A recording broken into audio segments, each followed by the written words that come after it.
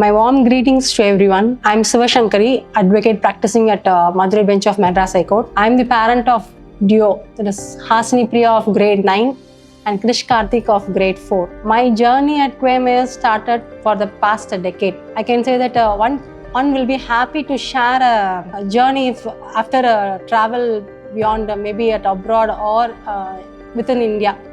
Everyone will be happy to share that journey. But here I am before you to witness the journey at QMS. At the age of 3.5 years, I dropped my child Hasini Priya at QMS, and I used to take care of all the small things what she needed. Now she's at the age, she has crossed 13 years. She now asserts me every small things to me. In such a way, she has grown up, she has brought up by QMS.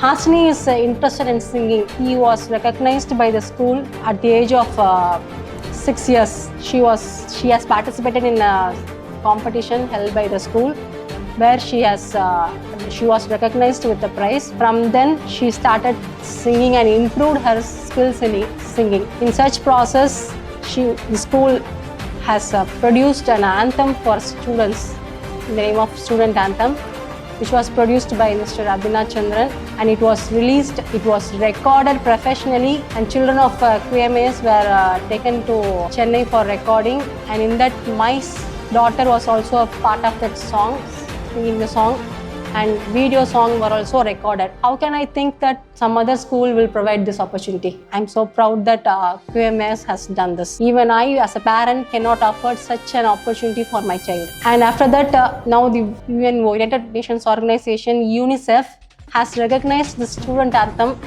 as World Student Anthem. That has happened in the November 2023 at Mumbai, where children who have sung the song were taken to Mumbai, and they have sung the song there, and that has been recognized as the World Student Anthem.